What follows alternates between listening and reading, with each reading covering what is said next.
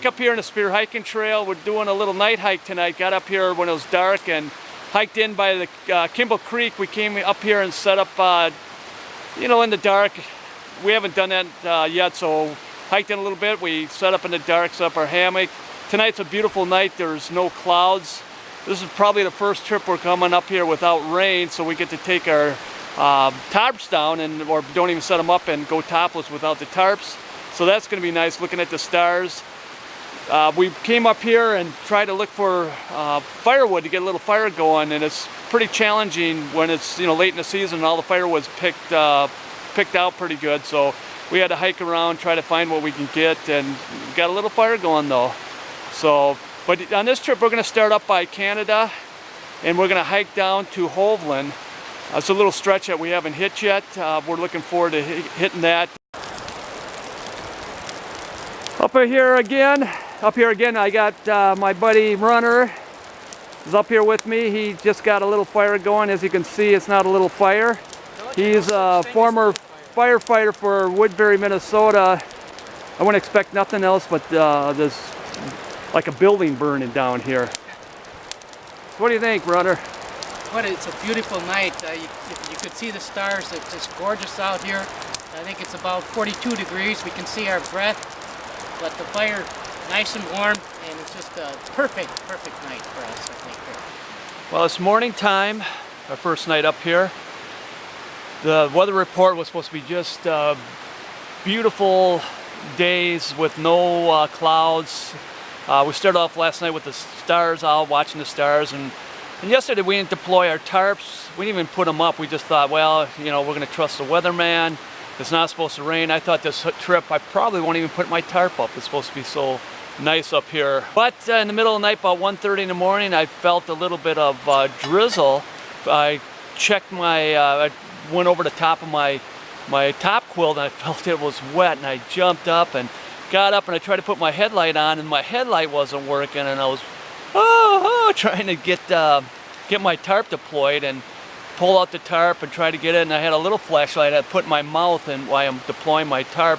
Got that up right away, and then I went over and folded around hammock so the hammock would get wet so I can go wake up Runner here. So I ran over and I'm shaking Runner's hammock, and he wasn't getting up, and I went over and I shook him, and he goes, ah, and all of a sudden he goes, ah!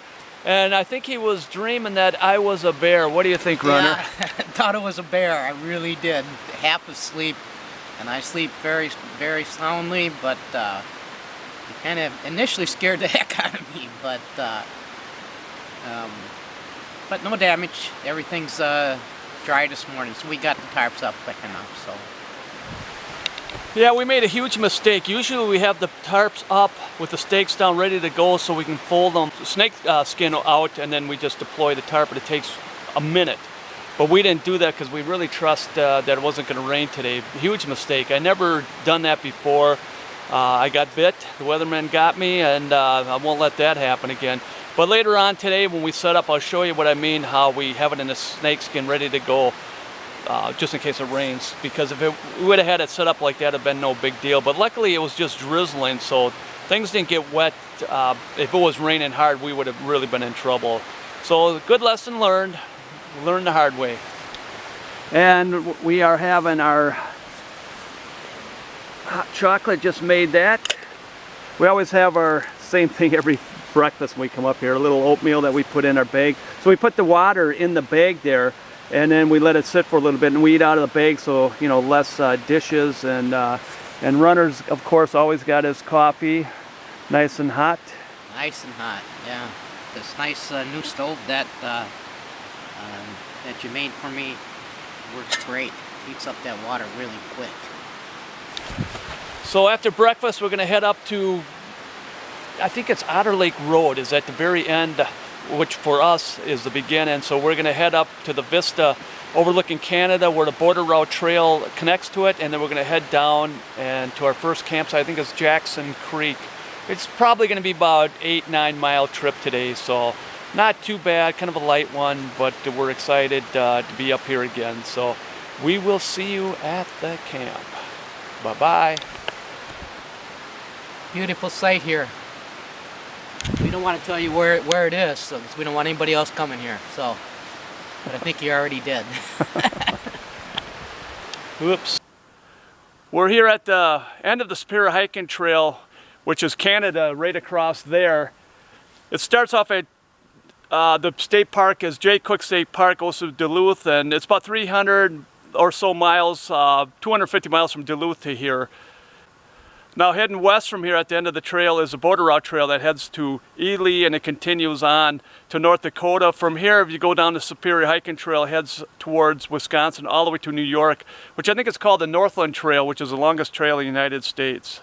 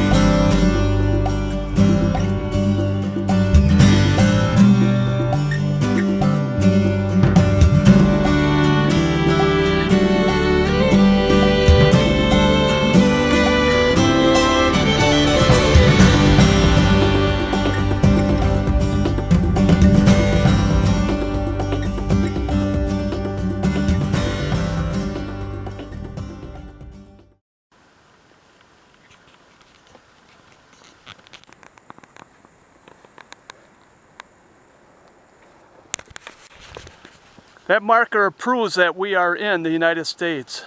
On this side, oh, you know what? I'm in Canada. Hang on a second. All right, I'm in the United States right now. Oh, I'm an illegal. Oh, I'm a citizen. Oh, I'm illegal. What are you? I'm a citizen of the great United States of America. I'm standing on the right side of the border. Yep, he is. The highest elevation of the trail, 1,829 feet. So we're at the highest point of the trail, and this is just the beginning, so all the rest of it must be downhill then.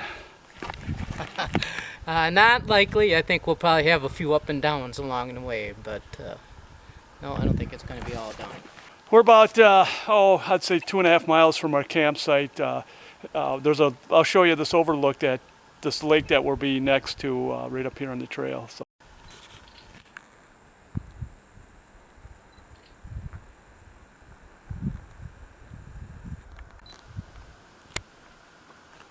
That lake there is Jackson Lake. That is where we're heading.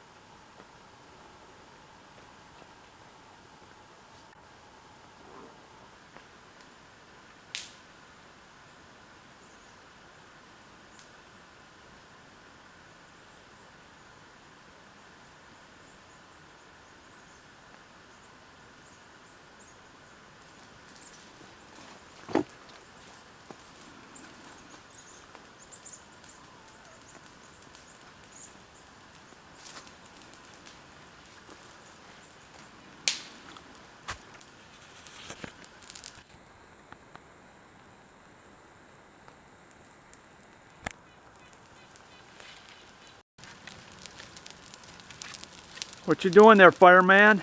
Hey, we're getting a little fire. A little fire. You never have little fires. No such thing as a little fire with me, though. I'm worried about you burning down the woods here, runner. We won't burn down too much of it. It's going to be a controlled burn, like DNR. Controlled. Not out of control? No.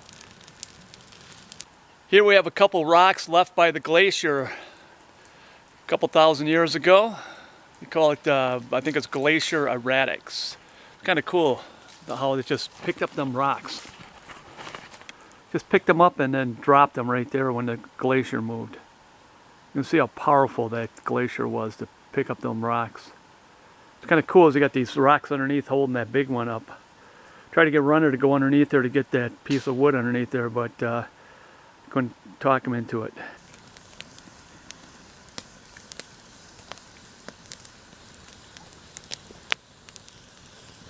Cooking our dinner for tonight on the stick.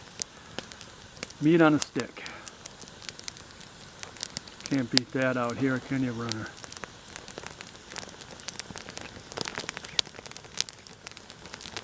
Yeah, don't get any better.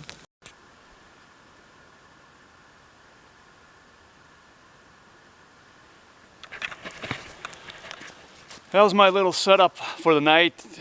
I got my Cuban fiber tarp, and then I have the hammock I use is an 11-foot netless hammock from Dutch Gear. It's a wide, I call it the Wide Glide. It's one of my favorite, most comfortable hammock. I be using that a lot up here. You'll see me using that a lot. And of course I had my 20-degree under quilts and top quilt, and that's from Hammock Gear. The Burl and the Phoenix kept nice, toasty. It got down to 36 right now, probably got a little lower. But it kept me nice and warm, and I slept just great in it. We probably went to bed about 8 o'clock, had a nice fire. It's 7 o'clock right now, and we're getting ready to eat breakfast, and we're gonna head on out.